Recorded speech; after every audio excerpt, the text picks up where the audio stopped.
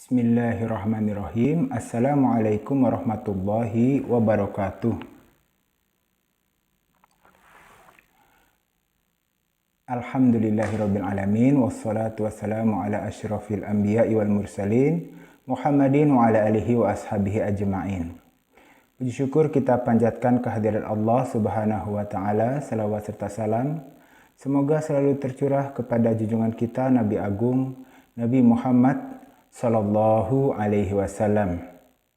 Insyaallah pada kesempatan kali ini kita akan membahas topik dalam sejarah kebudayaan Islam, yaitu mengenai sejarah dakwah Khulafaur Rasyidin radhiyallahu anhum ajma'in, atau lebih tepatnya sejarah dakwah umat Islam pada tahun 11 sampai 41 Hijriah atau 632 sampai 662 Hijriah.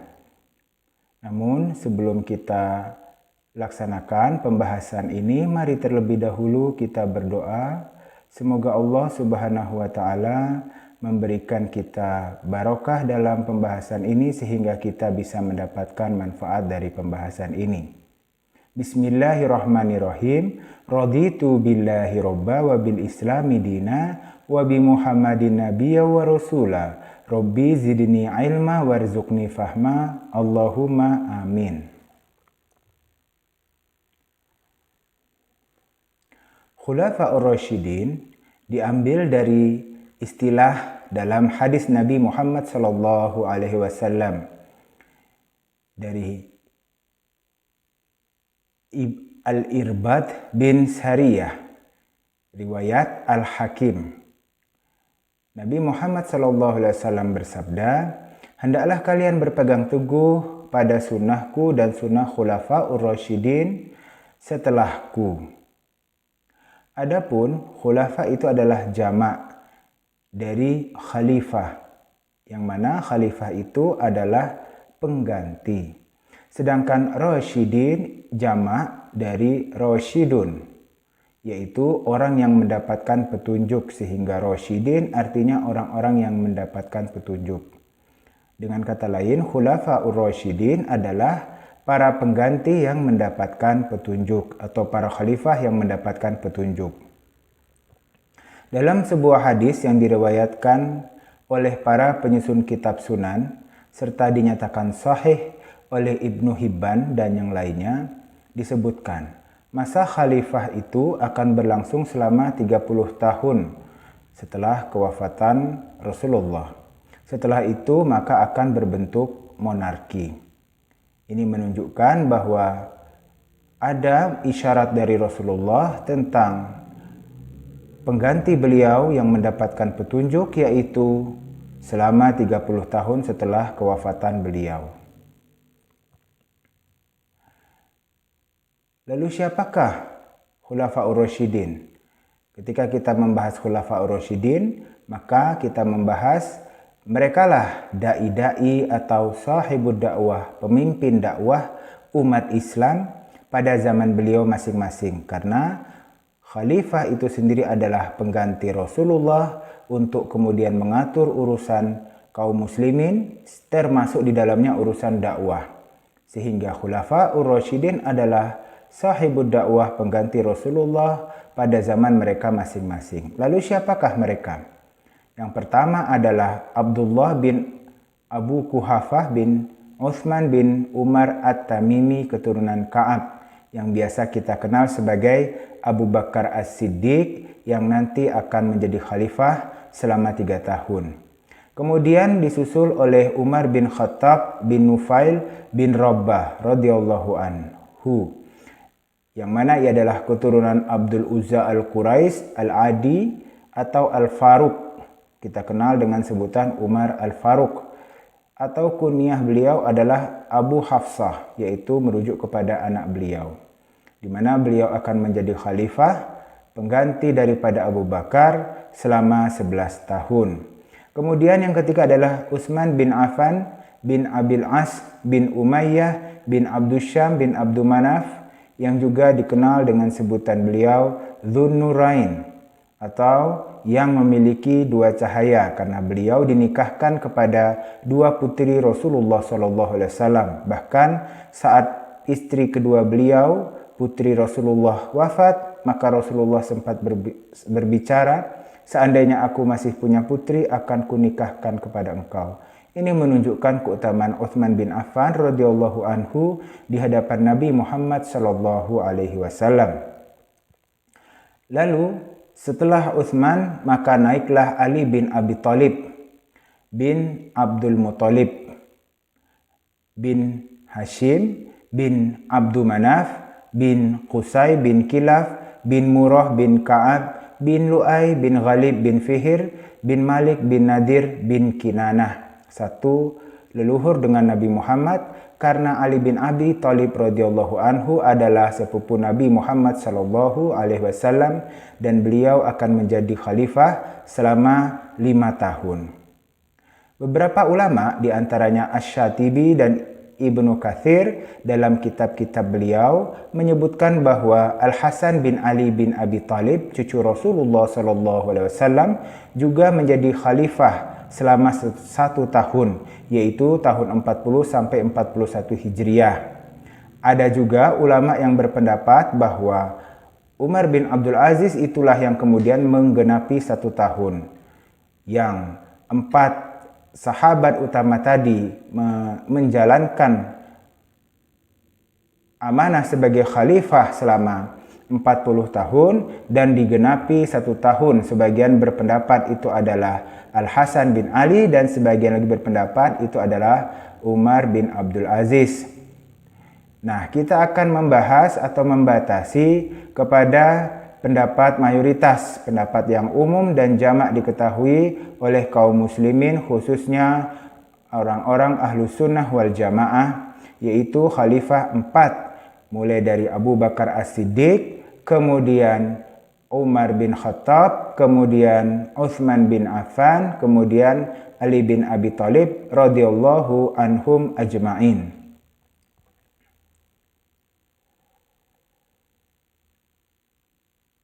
Para sahibud dakwah tersebut, yaitu para khalifah, mengepalai sebuah entitas kaum muslimin, kumpulan kaum muslimin yang bentuknya seperti negara. Mereka memimpin kesatuan umat dengan dibantu oleh tokoh-tokoh umat yang lain yang ikut memberikan sumbangsih, walaupun memang belum terlalu sistematis.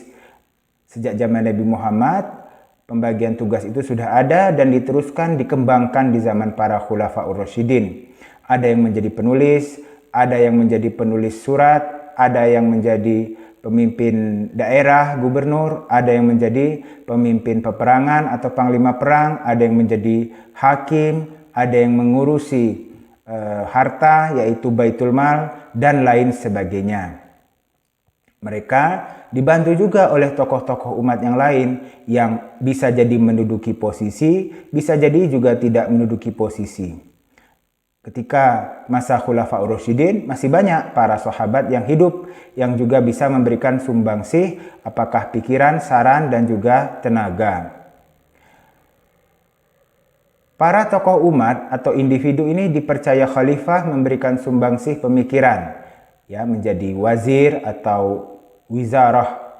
Kemudian nanti para khalifah ini akan mengajak mereka duduk dalam sebuah majelis untuk kemudian mendiskusikan berbagai masalah kaum muslimin.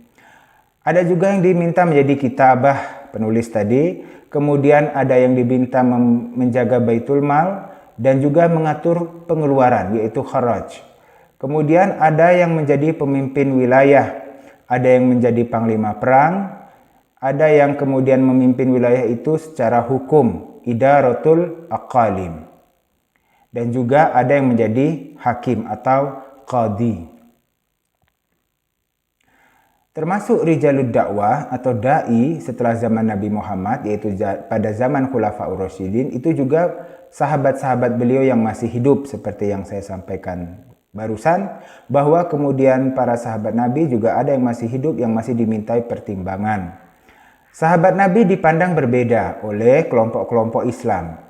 Kita Ahlu Sunnah menganggap para sahabat yaitu orang yang bertemu Nabi dan terus berislam hingga wafatnya. Para sahabat tersebut tentu tidak sama, artinya ada yang berjuang teguh, ada yang kemudian berislam dan tidak terlalu banyak berjuang. Sehingga kemudian para ulama juga mengelompokkan para sahabat ini ke dalam beberapa tingkatan. Terdapat penggolongan yang berdasarkan masuknya mereka ke dalam Islam, berdasarkan peristiwa-peristiwa yang mereka alami, misalnya ada yang dijanjikan surga 10 orang, Ashiru Mubasharah, ada yang kemudian ikut perang Badar, yaitu ahli Badar, dan lain sebagainya. Walaupun bertingkat-tingkat dalam pandangan ahlu sunnah, tetapi ahlu sunnah memandang semua sahabat dalam pengertian umumnya bersifat udul atau semuanya adil, sehingga mereka semua memiliki motivasi spiritual yang lebih baik dari kita semua. Mereka semua beriman saat banyak orang yang tidak beriman, atau Islam masih baru dalam tahap perkembangan. Sehingga mereka memiliki motivasi spiritual dalam tindak tanduknya, dan dengan izin Allah mereka tidak akan berbohong dalam periwayatan hadis ataupun juga dalam masalah-masalah politik. Tetapi di dalam kelompok ahlu sunnah ini kemudian ada kelompok yang lebih mementingkan akal, yang kita sebut dengan Mu'tazilah, berasal dari kata i'tazala atau memisahkan diri, walaupun kelompok Mu'tazilah ini tidak mau disebut sebagai Mu'tazilah. Mereka menamakan diri mereka adalah ahlul aql atau ahlul adalah atau ahlul ilmi. Ya, orang-orang yang bersikap adil, bersikap berdasarkan ilmu, bersikap berdasarkan pikiran.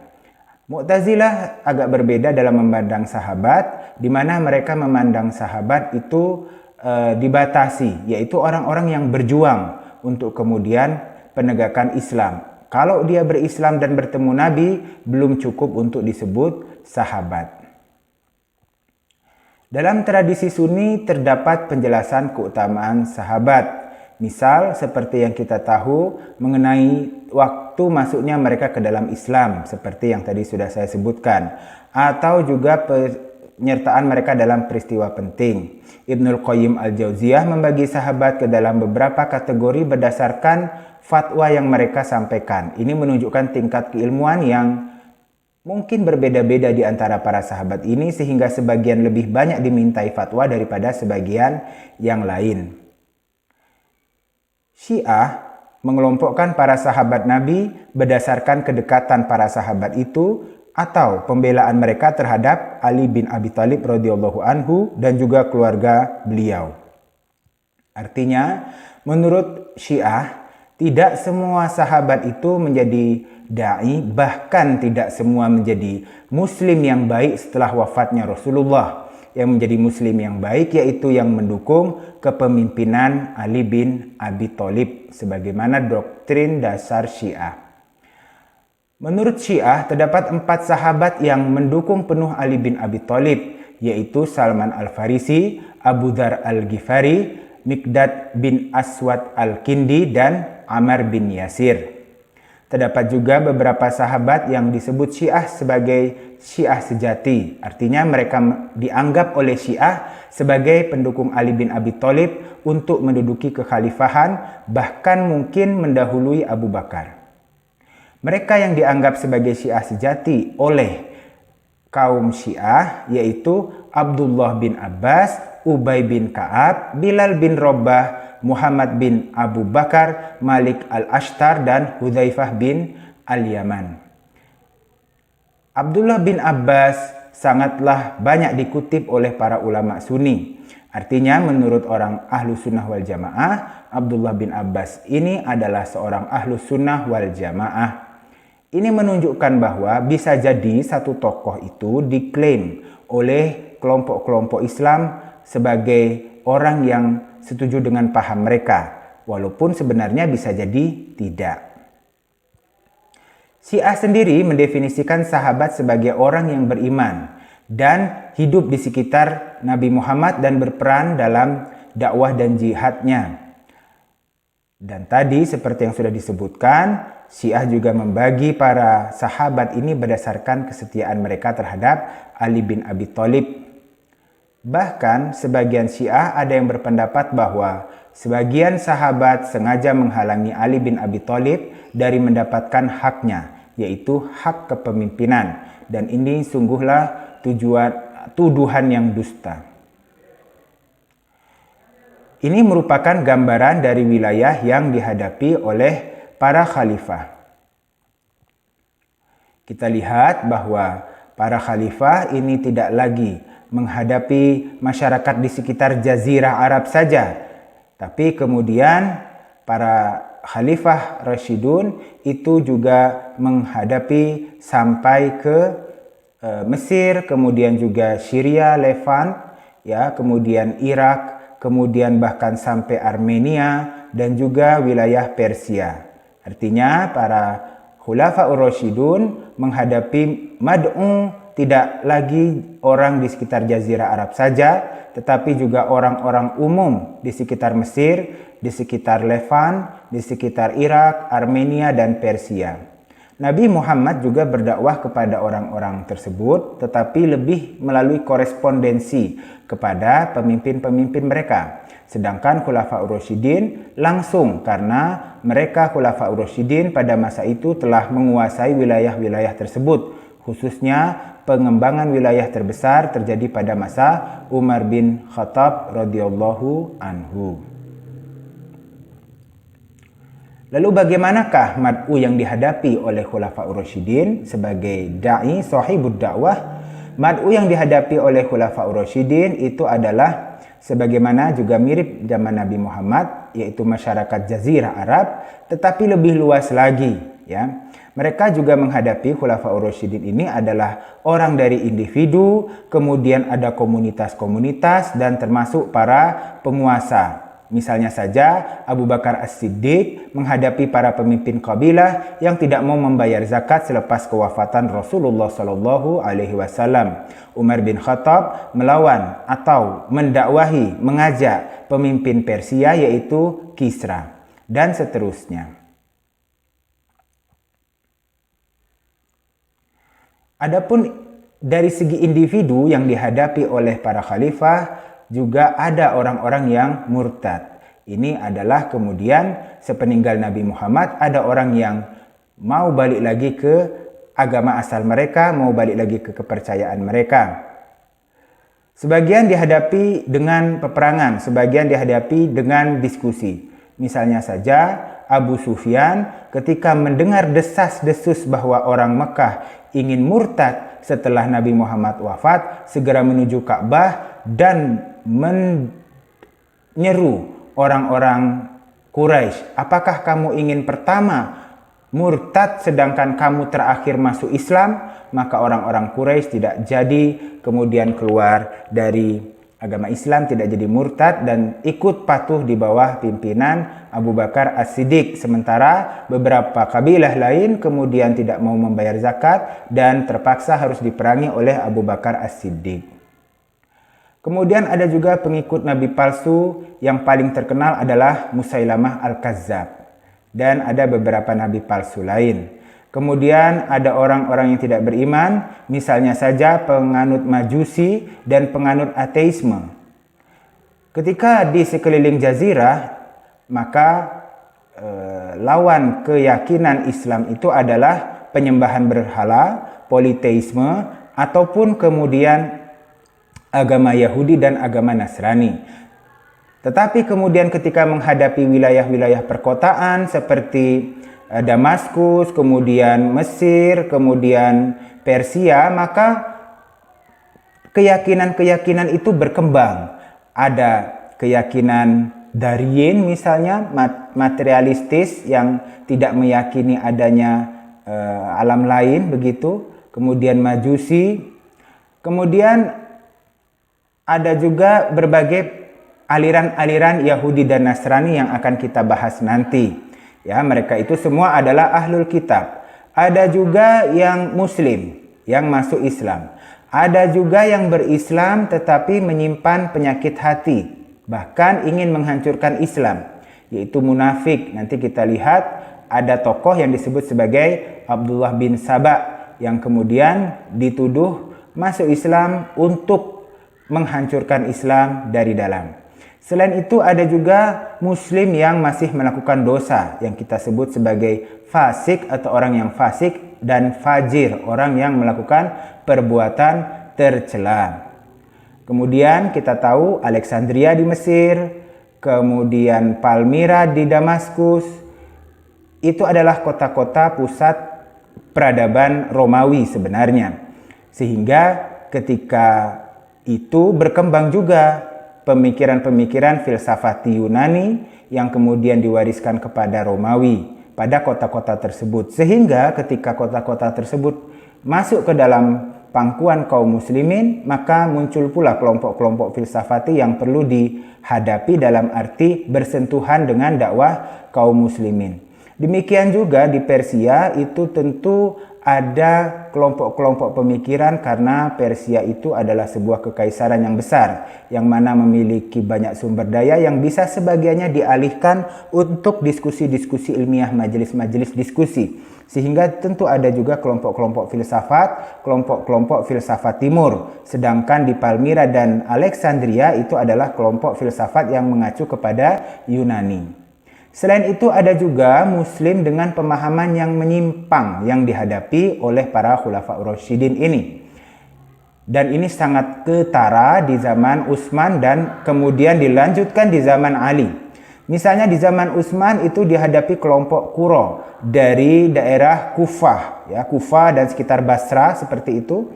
Kemudian juga daerah Fustat. Fustat itu adalah benteng atau kota militer yang didirikan kaum muslimin sebenarnya. Nah, tetapi di situ kemudian menjadi cukup radikal dan akhirnya menghasilkan nanti peristiwa yang memilukan dalam sejarah Islam.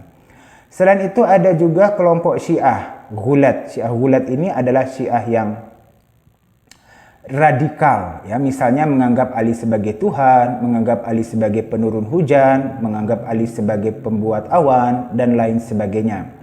Sebagian mengatakan Syiah Ghulat ini bersumber dari Abdullah bin Saba sehingga disamakan atau disebut dengan Sabaiyah. Di Jazirah Arab juga terdapat berbagai macam bentuk kekristenan. Ada Nestorian, ada Miaphysite, ya. Kemudian ada kerajaan Miaphysite juga, ya, di Abyssinia, Bizantium. Ya, kerajaan Bizantium itu kekristenannya tentu Kristenan Ortodok Rusia atau Ortodok Timur seperti itu. Di samping itu juga terdapat masyarakat Arab pagan yang masih ada, ya.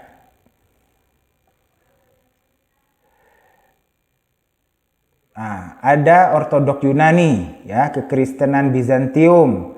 Kemudian ada juga umat-umat Zoroastrian. Zoroastrian itu ya sama dengan Majusi.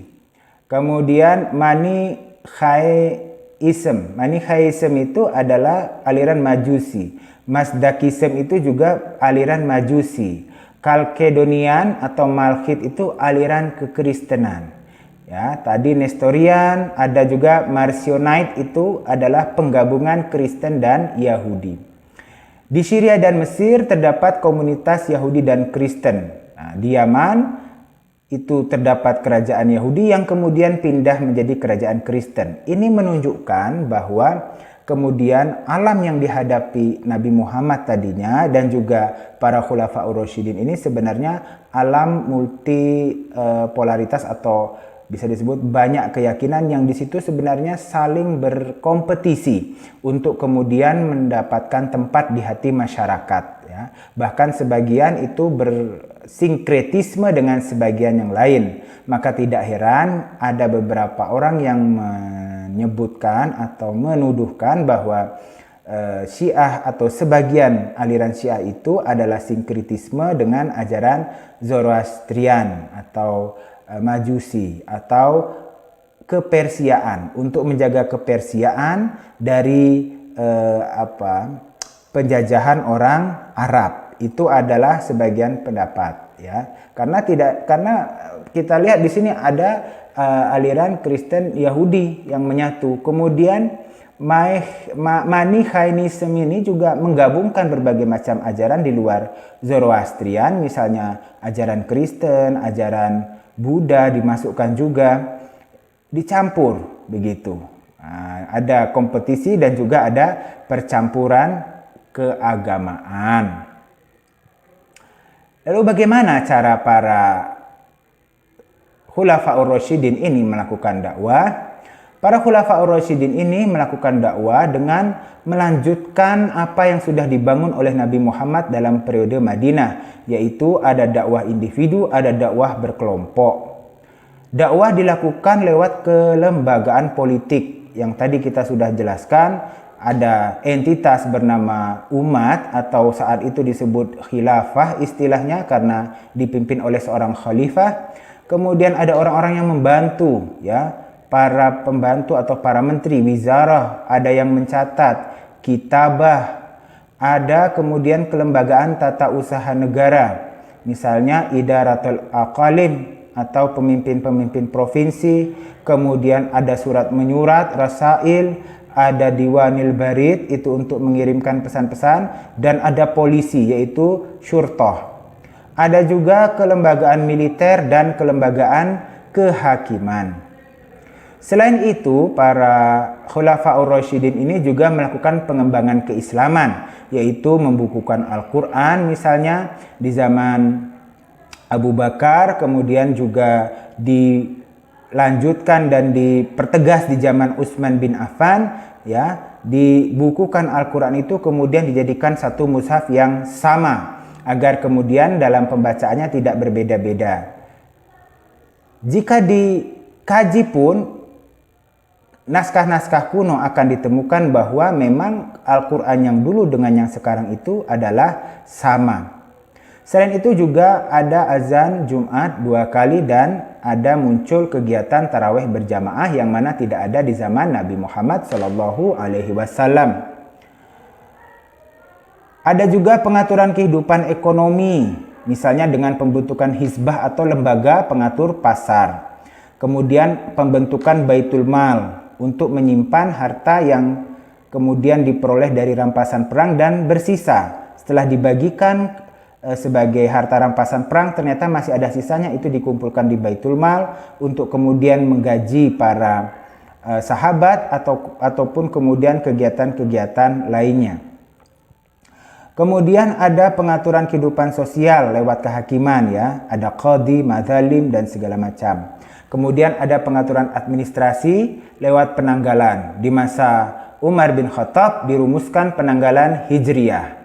Ya, penanggalan Hijriyah untuk apa? Karena saat itu terjadi kesimpangsiuran tanggal dalam administrasi pemerintahan khilafah, sehingga Umar bin Khattab berinisiatif setelah berkonsultasi dengan para sahabat utama tentunya merumuskan kalender Hijriyah. Nah, memang artinya bagus jika kalender Hijriyah ini bisa menyatukan kaum muslimin, bukan malah memunculkan perbedaan-perbedaan. Nah, itu perlu kita pikirkan bagaimana caranya menyatukan kaum muslimin lewat kalender Hijriyah. Kemudian ada penulis, ya, katib, kantor tulis.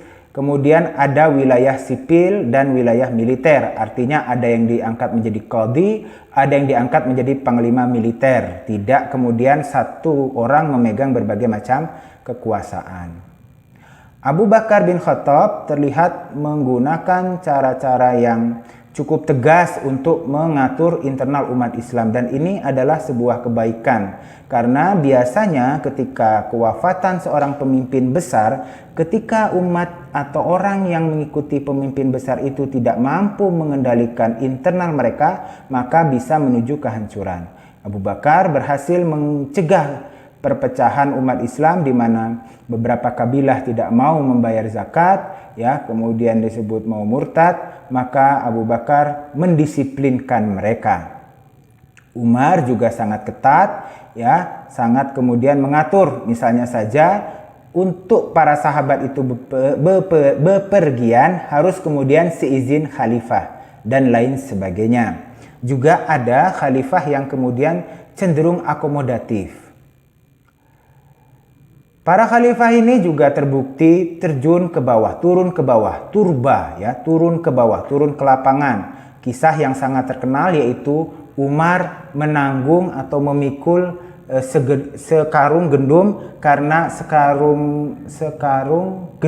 gandum karena merasa itu memang kewajibannya terhadap salah seorang muslimah yang sedang kelaparan saat itu. Ya, kemudian mereka semua para khulafaur rasyidin itu adalah memegang amanah dan melaksanakan pemerintahan itu dengan secara hati-hati karena mereka memandang diri mereka bukanlah raja tetapi orang yang mengurusi permasalahan umat Islam. Dan para sahabat bukanlah orang yang berambisi untuk menjadi khalifah. Bahkan sepeninggal Khalifah Utsman, sebagian sahabat didorong untuk menjadi khalifah. Yang dilakukannya adalah mengeluarkan pedang dan siap menebas, siap membunuh siapapun yang mengajukan mereka sebagai khalifah. Subhanallah. Selain itu, dakwah kepada internal muslim tetap dilanjutkan. Ada percontohan yang baik, tentu kemudian para khalifah ini menjadi contoh utama bagi masyarakat muslim, melanjutkan apa yang sudah dilaksanakan oleh Rasulullah sebagai uswatun hasanah bagi umat Islam. Kemudian melaksanakan hikmah, bertanya tentang perkara atau ketentuannya dari zaman Rasulullah. Kalau tidak ada, maka akan bertanya kepada sahabat lain yang dianggap memiliki ilmu. Sebagaimana yang disebutkan, Ibnul Qayyim Al-Jauziyah membagi para sahabat berdasarkan fatwa mereka atau tingkatan fatwa mereka yang menunjukkan keilmuan mereka. Juga kemudian melakukan mau'izah hasanah, misalnya dalam khutbah atau dalam kehidupan sehari-hari. Umar bin Khattab sering menegur orang-orang yang dilihat melanggar ajaran agama. Kemudian juga apa yang dilakukan para rijalud dakwah ini adalah kemudian berdiskusi, berdebat ya. Misalnya Ali mencoba mendebat orang-orang yang saat itu menentangnya ya. Juga misal Abdullah bin Abbas tercatat melakukan debat dan debatnya dicatat itu mendakwahi Al-Qura ya, tadi kelompok kaum muslimin yang memiliki pemahaman yang menyimpang. Karena merasa lebih paham, lebih ahli daripada para tokoh-tokoh umat. Jadi ada juga jidalnya kepada sesama kaum muslimin. Nah, ada juga langkah dakwah penaklukan atau futuhat. Sebagian cendekiawan menganggap penaklukan sebagai bagian dari dakwah Nabi Muhammad SAW, terutama pada periode Madinah. Bahkan jihad itu dianggap sebagai tugas salah seorang pemimpin Islam. Bisa kita lihat juga dari sisi sejarah, sebenarnya ada faktor-faktor yang menjadikan penggunaan senjata dalam futuhat itu kemudian berlanjut. Kita tahu bahwa Nabi Muhammad SAW wafat dalam kondisi memberangkatkan pasukan Usamah bin Zaid ke Yarmuk, ya, medan perang dengan pasukan Romawi. Nah, di saat itu kemudian Abu Bakar tanpa ragu terus memberangkatkan. Kemudian ada pembangkangan kabilah-kabilah, bahkan ada nabi palsu di masa-masa genting umat Islam, sehingga Abu Bakar memandang perlu mengirimkan pasukan. Dan kemudian dilanjutkan ke Persia karena sebagaimana yang kita tahu, Nabi Muhammad telah mengirimkan delegasi-delegasi kepada para raja. Adapun beberapa delegasi itu diterima dengan tidak baik. Dengan apa? Dengan disobek-sobek surat Nabi Muhammad. Dalam diplomasi masa lalu, penerimaan tidak baik atau bahkan penyobekan surat itu adalah penghinaan dan bisa dianggap sebagai pernyataan perang. Maka bisa kita katakan sebenarnya antara kaum muslimin dengan Persia dari zaman Rasulullah mengirim surat itu sampai kemudian beliau wafat itu belum ada perdamaian. Sehingga wajar saja langkah-langkah bersenjata itu dilanjutkan setelah itu, ya, setelah Rasulullah wafat itu.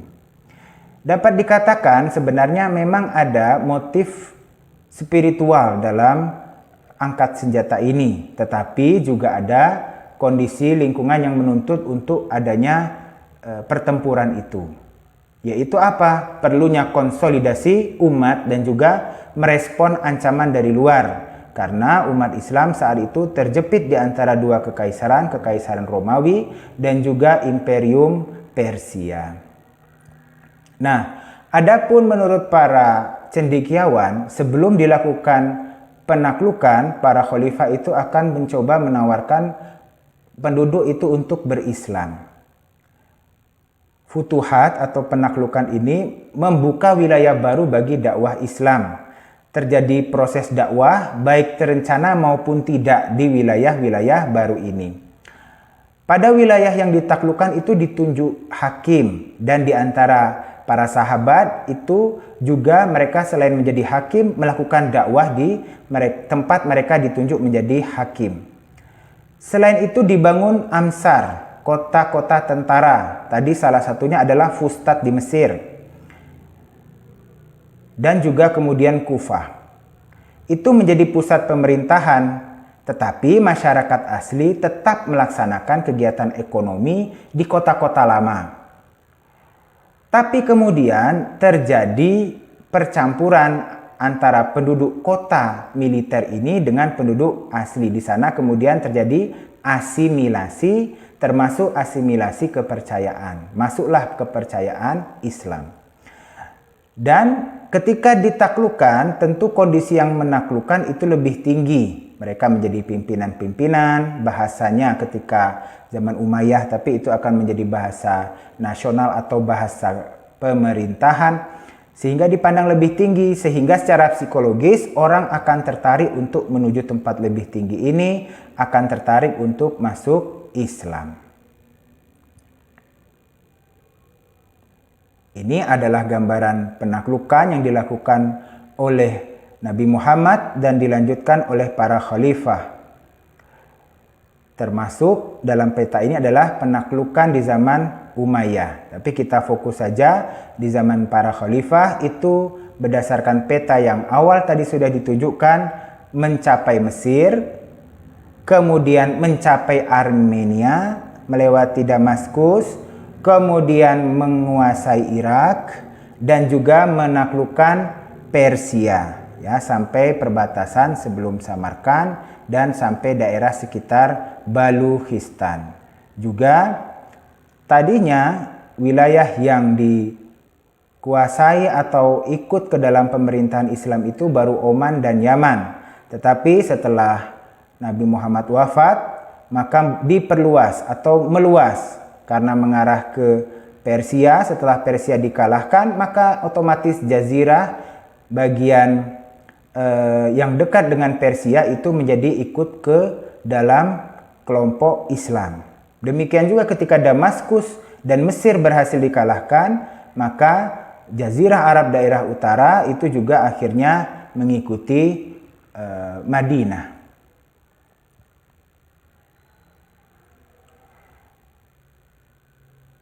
Para sahabat itu juga memiliki majelis ilmu. Seperti yang disebutkan tadi, sebagian dipandang lebih memiliki pengetahuan dibandingkan sebagian yang lain. Misalnya Aisyah. Juga para khalifah tentunya itu memiliki majelis. Selain berdiskusi tentang permasalahan masyarakat, juga berdiskusi tentang agama. Juga adanya misal Abdullah bin Abbas yang dianggap ulama para sahabat. Juga kemudian muncul para tabi'in. Para sahabat ini ada orang yang masuk Islam, tertarik, ikut ke dalam majelis-majelis mereka dan menjadi para tabi'in. Atau disebut sebagai tabi'in oleh para sejarawan atau para ahli sejarah Islam. Dan juga mereka pindah keluar Madinah. Sebenarnya ini tidak diizinkan di zaman Umar bin Khattab. Tetapi di zaman Utsman bin Affan cenderung lebih bebas pergerakan para sahabat. Ini berakibat Islam itu semakin berkembang di masyarakat di luar jazirah, di Persia, di mana-mana tadi, ya. Kemudian juga terjadi pengembangan keilmuan Islam. Misalnya terjadi perkembangan qiraah. Kemudian orang-orang dari jauh datang ke Madinah untuk mendapatkan sanad hadis, berkembang ilmu hadis.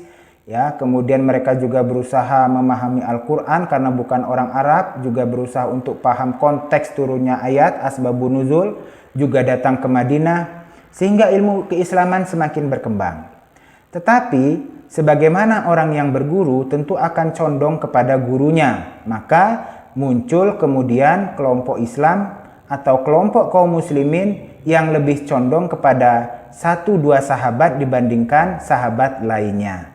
Termasuk karena mungkin mereka belum pernah bertemu dengan khalifah, maka mereka condong kepada guru mereka dibandingkan kepada khalifah kaum muslimin. Padahal di dalam ajaran Islam atau Nabi Muhammad, kita perlu kemudian ikut taat kepada khalifah atau pemimpin.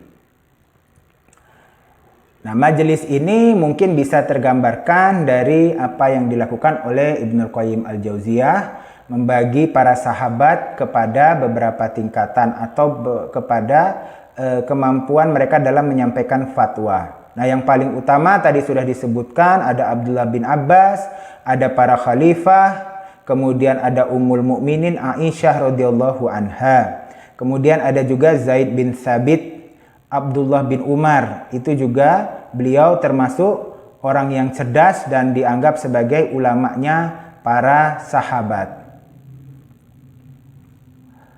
Kemudian ada tingkatan kedua yaitu Anas bin Malik, Abdullah bin Zubair, Utsman bin Affan, Abu Hurairah, dan lain sebagainya.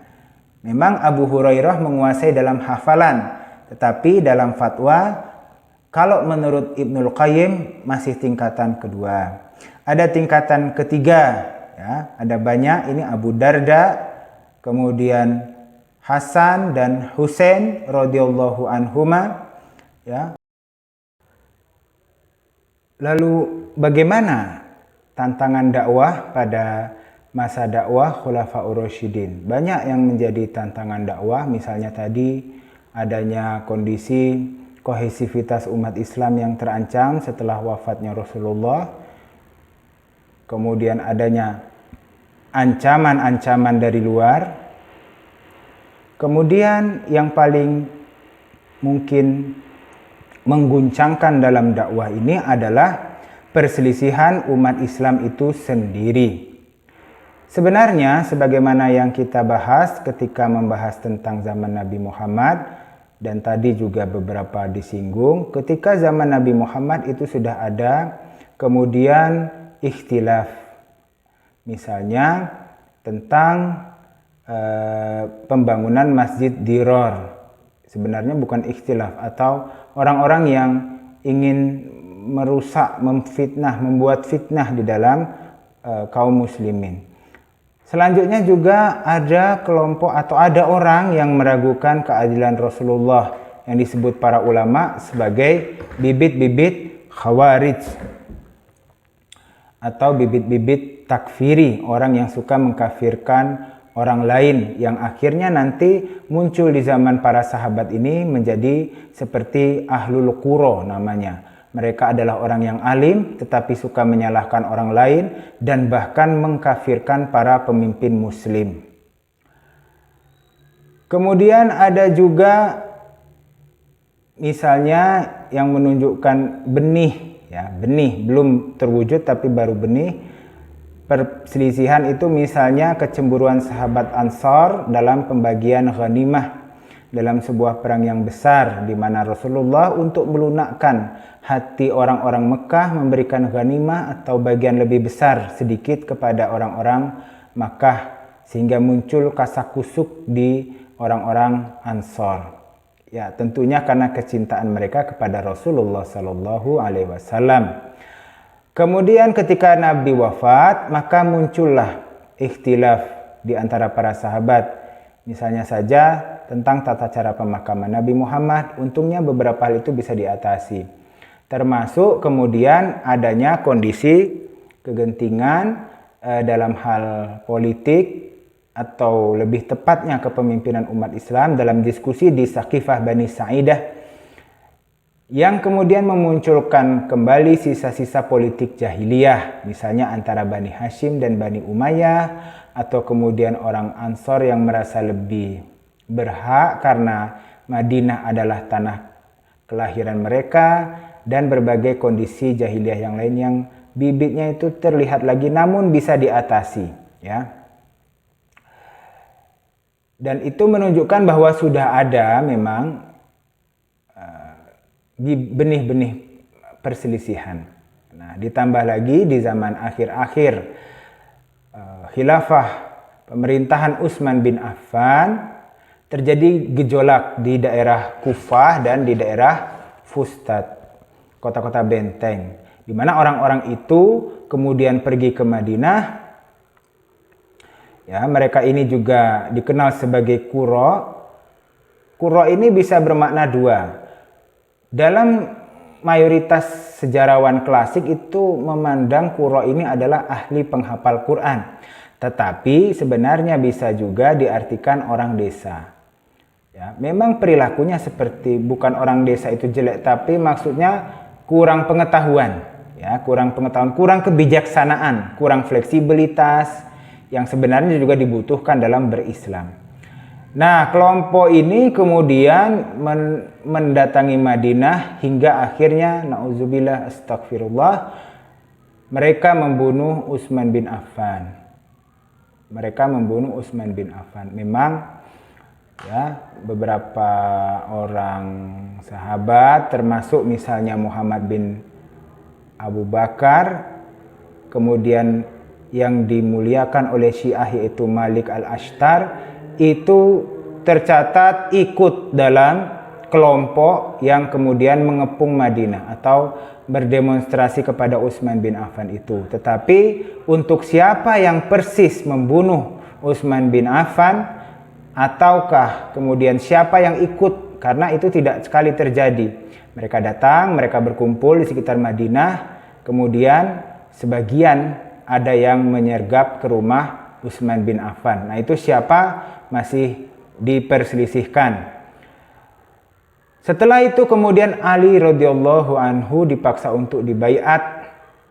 Tetapi Muawiyah yang mendengar berita Utsman dibunuh, Muawiyah saat itu menjadi gubernur Damaskus, meminta agar pembunuh Utsman dihukum terlebih dahulu, baru kemudian dia akan bersedia untuk berbaiat kepada Ali bin Abi Thalib. Kemudian juga Aisyah mengakomodasi para sahabat, beberapa sahabat yang begitu geram dengan pembunuhan Utsman dan meminta dilaksanakannya kisos.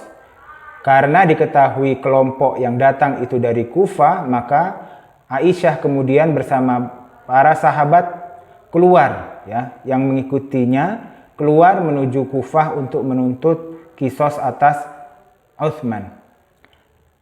Nah, tetapi berhasil dicegah oleh Ali bin Abi Thalib. Namun Muawiyah masih tetap menuntut adanya kisos dan tidak mau berbaiat kepada Ali bin Abi Thalib, sehingga terjadi perang Siffin yang nanti akhirnya memicu munculnya kelompok Khawarij.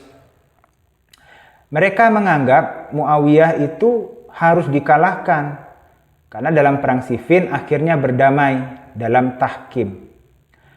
Tetapi Ali bin Abi Thalib menganggap sudah bisa, karena Ali bin Abi Thalib mengutamakan untuk mencegah jatuh tertumpahnya darah kaum muslimin.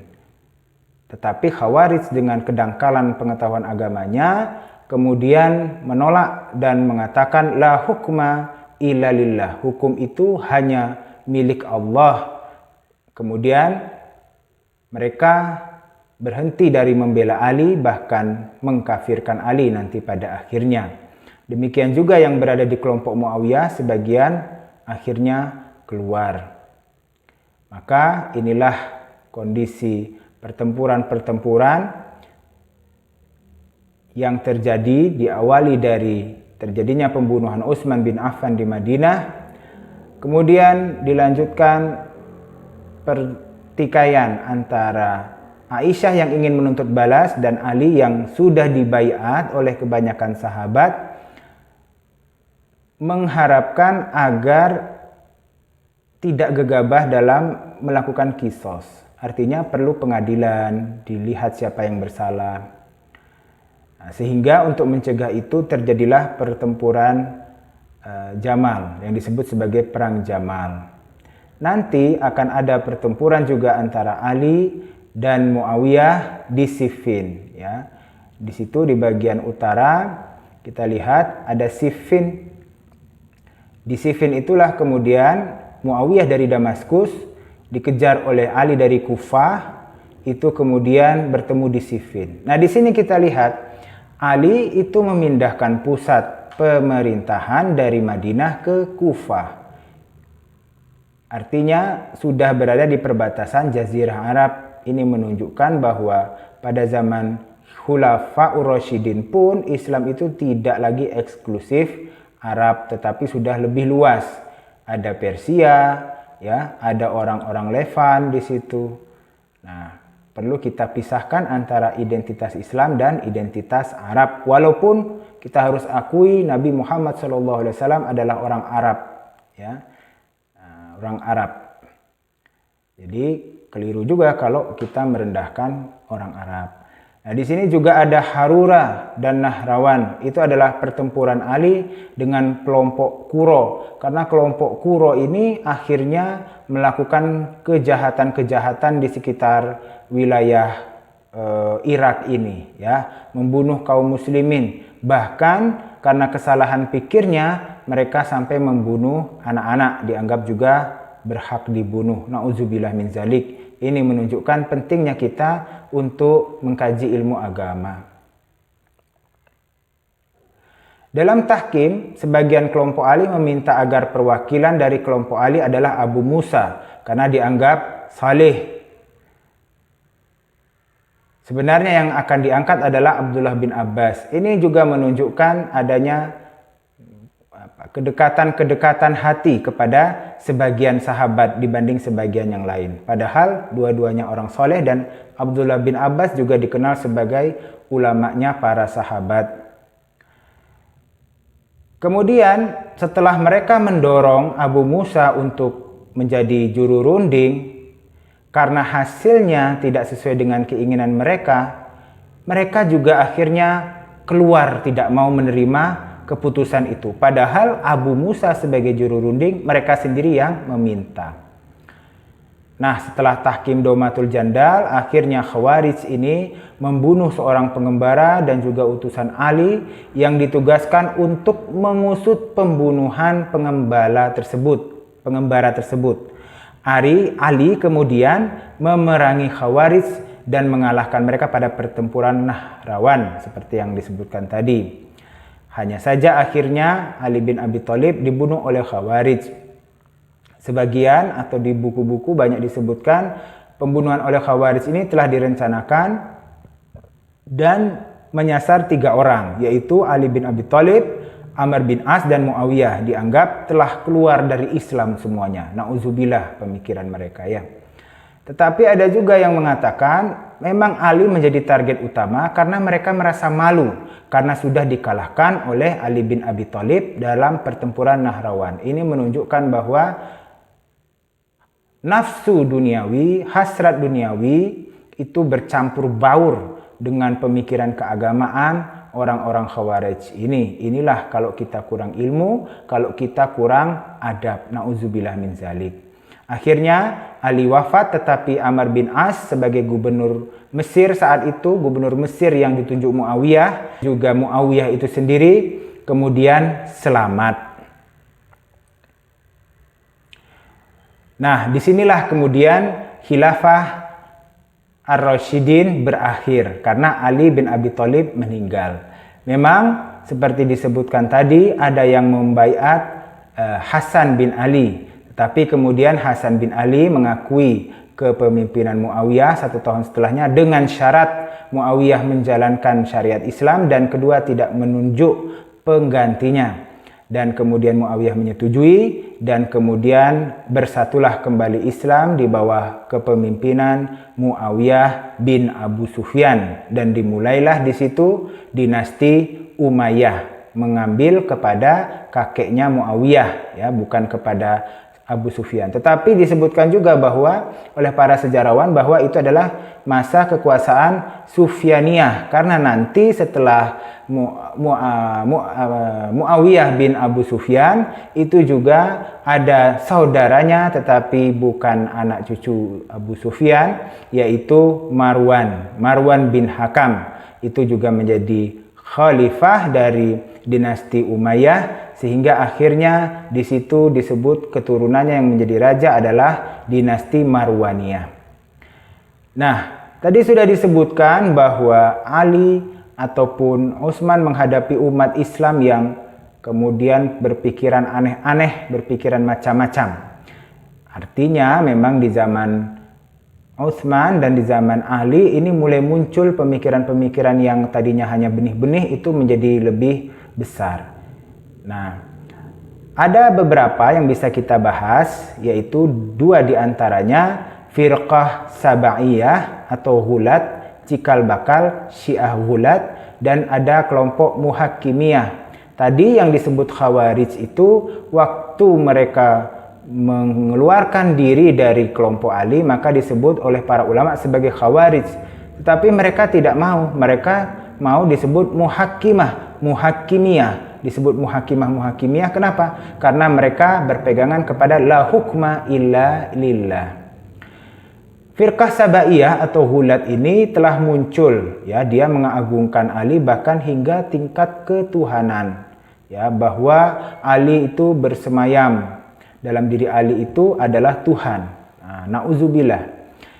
Ini disebutkan, kenapa disebut Sabaiyah? Karena bermula dari Abdullah bin Saba. Memang beberapa orang menganggap Abdullah bin Saba ini tokoh rekaan untuk menutupi kejelekan umat Islam yang telah berpecah belah, ya. Tetapi pada kenyataannya banyak juga sejarawan baik klasik maupun kontemporer zaman dulu zaman sekarang yang mengakui keberadaannya. Nah, dia menyebarkan wajibnya mengangkat imamah Sayyidina Ali bin Abi Thalib radhiyallahu anhu. Ya, dan ia telah mengatakan bahwa Nabi itu memiliki penerima wasiat dan penerima wasiat Nabi Muhammad adalah Ali. Kemudian ketika itu disebutkan bahwa Abdullah bin Saba menyebarkan teori raja'ah. Nabi Muhammad nanti akan balik lagi. Akhirnya Ali pun ketika wafat disebut akan balik lagi oleh Firqah Sabaiyah ini. Oleh Firqah Sabaiyah. Sebagian mengatakan bahwa Abdullah bin Saba ini adalah orang Yahudi yang kemudian menyusup ke dalam Islam. Sebagian sejarawan meragukan itu dengan alasan tadi bahwa ini perpecahan memang dari kerapuhan umat Islam sendiri. Tetapi bisa diyakinkan bahwa Abdullah bin Saba betul-betul menjalankan siasat untuk membuat aliran Sabaiyah. Entah dia percaya betul atau itu merupakan siasatnya. Sebenarnya Abdullah bin Saba ini sudah akan kemudian dibunuh oleh Ali bin Abi Thalib, tetapi akhirnya ditolak karena kemudian ada ikhtilaf antara para sahabat. Ini menunjukkan bahwa para sahabat ini betul-betul menjaga darah kaum muslimin ini dengan hati-hati. Ini juga terlihat dari tindakan Utsman yang tidak mau melawan orang-orang yang mengepung rumahnya karena tidak mau menumpahkan darah kaum muslimin. Ini berbeda dengan Khawarij yang mudah sekali menumpahkan darah kaum muslimin. Na'udzubillah min zalik. Kemudian akhirnya Abdullah bin Saba ini diasingkan ke daerah Madain. Tetapi di sana kerja-kerja Abdullah bin Saba tidak menyurut, bahkan terus dilakukannya. Dan seperti yang disampaikan tadi, dia terus menyebarkan faham raja'ah itu adalah akhirnya tidak lagi berlaku untuk Rasulullah tetapi untuk Ali bin Abi Thalib.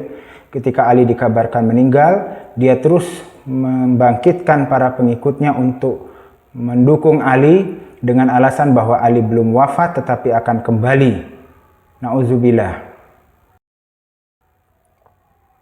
Selanjutnya adalah muhakkimiyah. Sebagaimana yang dikatakan tadi, mereka keluar karena mereka keluar dari kelompok Ali, kemudian berkumpul di Nahrawan, keluar dari Ali dan juga keluar dari kelompok Muawiyah. Lebih spesifik sebenarnya mereka keluar dari Allah dan Rasul. Tetapi mereka sendiri merasa mereka itu keluar menuju Allah dan Rasul.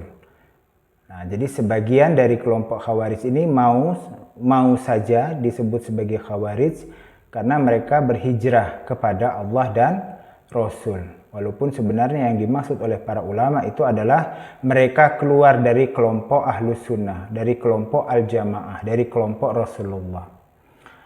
Juga kemudian mereka juga disebut Haruri karena awalnya mereka tinggal atau berkumpulnya di dekat Harura. Nah, mereka lebih cocok disebut muhakimah menurut mereka sendiri karena mereka berhukum kepada hanya hukum Allah Subhanahu wa taala. La hukma illa lillah. Walaupun sebenarnya mereka menggunakan Al-Qur'an untuk keinginannya sendiri. Dari situ kemudian mereka meyakini bahwa Ali itu telah keliru dalam tahkim Daumatul Jandal atau kemudian arbitrase perdamaian antara Ali dan Muawiyah. Mereka inginnya Ali menghabisi Muawiyah. Menurut mereka Ali telah keluar dari surat Al-Hujurat ayat 9. Kemudian karena Ali bisa keliru, maka muncul doktrin lain bahwa ketaatan terhadap pimpinan umat itu kemudian bisa saja keliru. Artinya mereka boleh tidak taat. Dan menurut mereka tidak boleh ada 2 orang imam. Dan harus kemudian 1 orang saja. Nah, ini mungkin adalah pemahaman yang umum ya. Memang lebih baik kalau pimpinan itu hanya 1, jangan sampai ada matahari kembar. Itulah kemudian mereka membunuh Ali bin Abi Thalib karena menurut mereka Ali bin Abi Thalib telah kufur kepada Allah Subhanahu wa taala. Kemudian mereka akhirnya karena sudah berani mengkafirkan Ali, mengkafirkan para sahabat, mereka akhirnya mengkafirkan orang-orang lain, bahkan misal kaum muslimin. Orang yang berbuat dosa besar, kemudian berzina, kemudian membunuh tanpa alasan, itu dianggap kafir oleh mereka. Bahkan bayi itu juga bisa ikut kafir karena kekufuran ibunya. Ini adalah kesalahpahaman yang sungguh fatal.